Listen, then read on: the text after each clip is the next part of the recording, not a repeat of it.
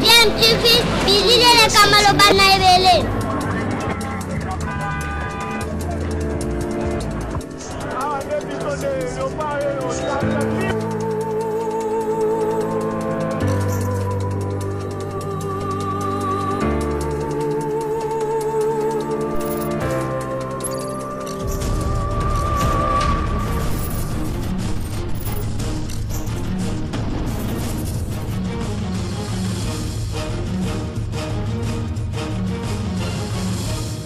DMTV toujours en avant.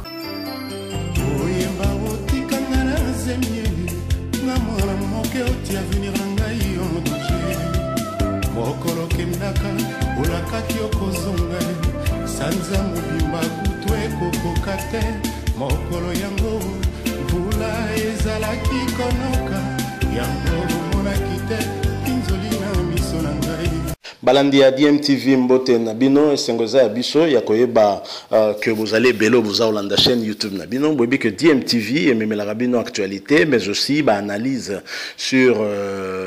actualité hein sujet d'actualité faits sociaux mais réalité pendant tout ça ko vivre encore na mboka na biso to lingi to proposer bino sujet moko to kutani nango pe bien entendu kana réseaux sociaux peut-être que bolanda ki yango soki bolanda ki te za occasion boko ka kolanda pe to trouver yango intéressant aussi to échanger na bino pour makambu ya boye et bongi ekoka kosala malisusu te nde yangwana to lingi to échanger yango na bino mais avant boyebi que to mi pesa pour habitude ya ko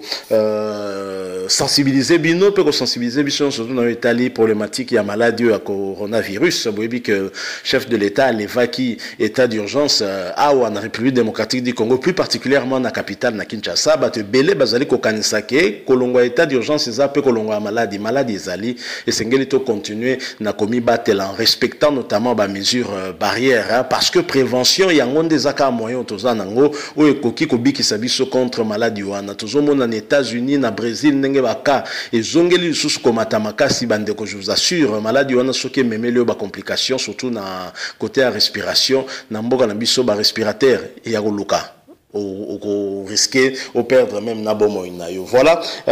likamtolonga qui en tout cas tolo balabino to lembate bolembape bisoté na rappel wana alors to lobi DMTV ezoro mema kaka actualité te mais ali pe ko mema ba analyse sur ba sujet actualité mais kaka ba sujet d'actualité te mais zo mema pe ba analyse sur ba faits sociaux to pe ba réalité to za ko vivre na mboka na biso réalité to fait social mususu to vivre na mboka na biso ezali que romona tam sous personnalité moko boye mokondi moko boye mais asala mwasi na ye pe abala na ye mais ozomo na ye soit bana na ye ya misala ya komisa bango basi na ye soit ba collaboratrice hein tam sous secrétaire ya komisa ye likango na ye abani na ye pe ko botisa ye tango tam sous madame na ndako akoya koyoka yebi et ko créer les mona mwasi wana ba problème au kebite même sur le plan spirituel na ndenga bakisi et ko mema ye même na liwa et bana o ya kobota to mona kobota ba ko zala pe en danger. C'est l'exemple ya otozo proposé bino nous n'affirmons pas que muto ya tangiwana toujours confirmer les kamokote maloboy bimina monoko na ye mo randa za responsable nango parce que yende atangi muto wana je crois que normalement justice na biso ko kipe ko se saisir na makamu ya boye pona koloba droit soki droit ezali ko faire droit na avantage ya mona mwasi wana esengeli justice ezala ndenge moko pona batunyo surtout autant mukuna a été condamné pardon, autant mutu na zali na makala pour une affaire ya viol oyo mamichi bola fundiye muku na procès ali en cours ezo continuer autant peu mutu moko ta koki kozala likolo ya mibeko tango batangiye modèle wana nous imaginons que mon la masio na zali na ba preuve so pas dans la ba preuve te seule la justice a ko déterminer biloko wana mais je crois que ba accusation o ya porté à l'endroit surtout ya mwasi ya mukondi wana ezali extrêmement grave. Je pense que parquet nabiso ya matete par exemple et koki ko se saisir na ba dossier neti ya boyo ko landela yango Congo parce que comme il y a danger de mort parce que moi c'est comme qu'on craindre pour la vie naïe. Trêve de bavardage. Je vous propose Bolandaye. Je rappelle que ça vidéo circulait énormément dans les réseaux sociaux. Ce qui beaucoup tant qu'il occasion à Kolandangote, nous vous proposons la même vidéo Bolanda et ensuite Toko Zonga pour que to conclure le son abisho alelo. Je rappelle que vous Olanda DMTV, ce que vous en abonné, cliquez comme abonné, que bossa na cliquer pe na cloche et la notification qui va apparaître juste à côté. Suivant, nous nous retrouvons tout de suite après. Bonjour maman, tout ce qu'il y a trop tout monio, oui awa, coller la doléance na yo, oui bisabi yo mo onde loba po bato mokili ba yo ka, ba ba ndenge nini makamba ngo ezalaki. Ngai nazai kosala musale pa papa Alexis Tambwe Mwamba o azaki ministre ya justice. Ye atindela kanga mutu Shabani wana ti lelo bazaka naye. Siko mutu wana benga toke komona abengelinga docteur moko komone Guilain, papa Guilain. Docteur wana atali eta santé nanga alobeli papa savoir. Siko ye akomiso auti Kinshasa ke Kindu azolinga-linganga. Boko bima na ye. Na bandi ko bima na ye. Après nde na ye kozwa zemi ya mwana oyo. Ntango na zwi zemi ya mwana ekomi 7 mois atindi mbongo na ye Kinshasa. Okoma na Kinshasa na vwandi epaleki na ye ya mwasi mama Emiliana. Na adresse ni? Na azaki na Gombe na immeuble na Ethiopole. Siko kovanda wana ye azaki na habitude ya utindaka mutu aye kozwanga toke na ma campagne pa na ye ba 22h ba ye kozolisanga. Après un mois nde na moni su garçon na ye o papa azoluka yo. Kokoma kuna na tokotika na lupango na kuti mwasi na ye. Nde mwasi abiyo nde mwasi o utaki Kindu nga na bien. Ya bengi policier moko koma kazo. Abengi na Shabani wana niso abengi ba policier bo beta ye ba betinga na bandi ko senye makilati ale abibo kende ko mwaka ye musika nde baki ko ba mwaka na koti ya fleuve kuna mama moko ya social ya ngaliema na bukumesa ya mwasi oya azana kitambo bukumesa moko ya mwasi azana komina ya kitambo bamonaki batuni pe ba policier bino boza ba policier ya nani o biso toza ba policier ya Alexis Tambwe Mwamba siko mwasi o abeta mi bondeni o aye ko menacer mama na lopango esuki wana na aye kobota mwana prématuré na nzela après na pesi numéro. Donc mwana oyo tokoloba oyo azali mwana ya Tambwe Mwamba. Aza mwana na eti na première ri na hôpital ya première ri so toke kuna baebi bakisi ya mwana makambo tu asomba. Siko mwana komi bazwinga mwana komi 8 mois nde ba mwasi aye kobetanga siko pour la deuxième fois abengani nga. Siko ndenge na zambo nazotambola na kokeba o mwasi aza na recherche ya makasi na bandeko na ye bavanda na sayo na bandali kuna bazolukisanga makasi. Mama nalobi bo soki balobi ke bosala ADN na mwana oyo na Tambwe Mwamba ozala d'accord na makambo koloba? Nga na lingi test wana esalema soki esalemi nga na koseli na ndimi kokota prison. Donc yo siko po bato bamona yo il faut pesa numéro mais okobanda na 00243 après siko continuer numéro na pesa numéro na 00243 04 longola 0 kolongola 0 donc 00243 obandi mbamona 82 777 55 63 bandela sous maman 82 55 82 777 55 63. C'est ça troisième fois pour comprendre bien, pour comprendre les émotions. C'est ça sous 82 777 55 63. Combo nani? Combo nanga Sipa Sylvie. Donc vous allez monter au Kindu. Na utinde Kindu nandenge na zambo famille nanga bandeko nanga baebi position na zate awa na Kinshasa ngana mwana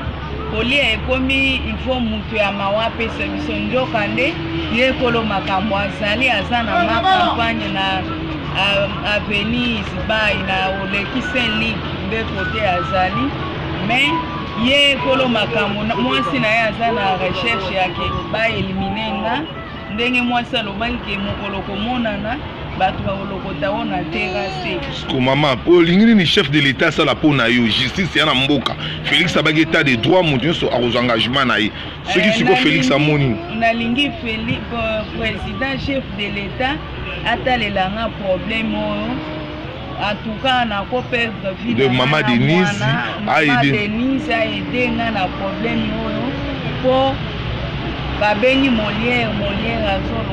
Molière azoloba ngai ntango mwamba aza moninga na nga na kokota na likambo wana te sikoyo na kosala nini nde nazosenga mama Denise vraiment asunga nga vraiment na problème oyo tala niveau ye papa azali na niveau nga naza mwasi na ye azolobake nga naza lokola fumi oyebi combien mobali na nga aélimine yo oza lokola fumi yango wana ebangisi nga makasi nazosenga mama Denise asunga nga na interrogation rapide na problème oyo. Merci maman. Voilà, boti kolanda wana vidéo te proposer bino tolobi kaka boy Sifa Sylvie. Un nom à retenir, Azali Mutoto, ya Maniema. Donc, yé outil en direct de Maniema, Bolandi. D'ailleurs, si Fapeza Kombo, Penami Mingi Yabatu, ya Maniema, tu es tout même maman. Il y a ancien chef de l'État, Joseph Kabila, Kombo na EP Sifa, et nous savons tous qu'elle est aussi originaire du Maniema. Moi, la moitié-wana, Naouzong, la détail était à expliquer, nous soit expliqué, je crois que nous avons compris, nature, il y a problème, naïe. Mais visiblement, Nandenga Lobby, moi, je retiens une chose, je retiens que le géniteur ya mwana wana papa ya mwana wana awangani mwana te puisque a s'occupa qui na ba charge nyoso tundenge isengeli. Je note aussi que le géniteur ya mwana wana prenaki soin ya koyeba état de santé à maman avant akoka kobanda ko bimanaye. Donc il ngi kolobaki agissa qui peut en responsable, il a continué à agir en responsable, mais seulement malheureusement l'information a filtré moi sinaye ayoki yango, et j'imagine que zalika ka ba collaborateur oya zalaki ko tinda pour ba ke ko zomona moi na bayela ye nde bango nde ba finir par ko signaler na moi sinaye et to moni ndenge ni moi sa zalaki piégé ba beta ye pene ba boma pe azo continuer ko lakaye liwabo et puis que jalousie makana haine, mais haine ezaki bondoki. Donc voilà, responsabilité bien entendu yé azako s'en prendre na moi suis mais évidemment na mobali na yé rien du tout, mobali na zo zo comme côté des bêtises ya ngwana alors que motu oyo aluki moi suis zande mobali na yé. Donc c'est ça qu'il faut dire. Mais je pense que boki a lobby que papa Molière a contacté, papa Molière a lobby na nga motu wana zali muninga nga na omekalanga te. Donc papa Molière yé asala gande makam émission bolango zaka babola aponakande. Donc donc si c'est réellement vrai, c'est que c'est dangereux, c'est que papa Molière soko koti na cercle ya bamina ye soki muninga na yemoko asali gaffe yenda tamboli mabe ya okotane makambo wana te. Bon émission nga babola lo bakeza babola ya ndenge nini toyeba si réellement au mona moi sur le biais zali vrai zali c'est vraiment malheureux et zali mawa. Je pense que justice esengele zala moko pona batunyo surtout mutu moko ta ko zalo déçu ya mibeko eboyebi. Nous savons tous que na mboka na biso awa et pratiquement en Afrique noire mingi eza ba comportement ya biso to yebi ke zalaka bongo ko bimaka na ba bana misala na ba collaboratrice to yebi ke esala maka modèle wana rien de nouveau sous le soleil, mais seulement mokondi wana nde sengeli akoka kozwa ba disposition pour na ko sécuriser mwana mwasi wana qui est en danger likolo ya mwasi na yebino moko bolandi et mokonzi yango toza kolobezali première personnalité ya Sénat, donc président ya Sénat Alexis Tambwe Mwamba pour ne pas le citer. Mwana mwasi Sylvie Sifa atangi et pas opesa ba précision même na ba adresse et pas wapi ya vanda kitanga komi na Kinshasa et pas wapi ye azalaki kokende na ma campagne na ndaku ya Alexis Tambwe Mwamba skala ko vanda. C'est vraiment malheureux. Question tozomi tuna, mais pourquoi l'avoir amené à Kinshasa sur les alliés pour subir? Je pense que elle serait restée na manière makuna na Kindu alangaka vivre peut-être ba makambo boete pour amema yango même ti na ba média boeti batuba koma kolanda eza osa vraiment le kumu ya personnalité monene lokola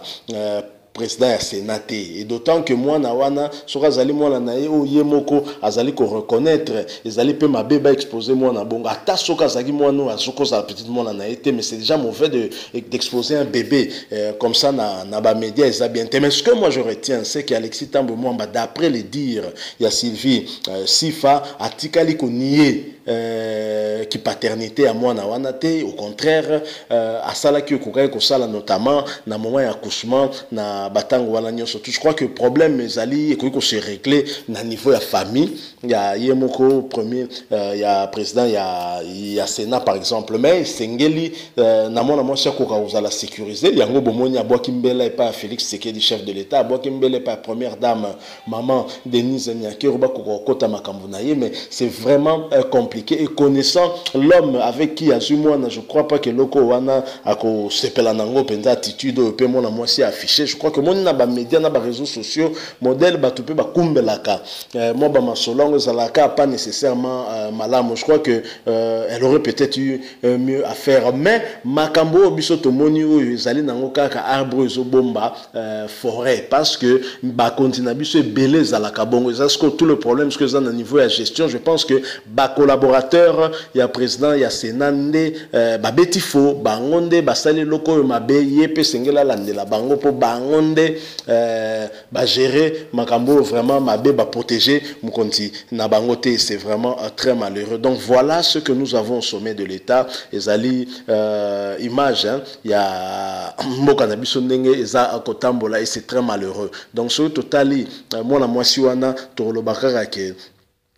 nzamba zala naye abatela pe mwana anaye donc voilà sujet un fait social une réalité telle que tu vivons dans la République démocratique du Congo de tolonga qui te proposer nabino si vous avez aimé laissez-nous un like un commentaire aussi mais surtout abonnez-vous sur cette chaîne DMTV nous nous retrouvons en tout cas très prochainement n'oubliez pas de cliquer sur la cloche de notification aussi le coronavirus est bel et bien là continuons à respecter des mesures barrières protégeons-nous pour protéger notre famille la prévention est notre unique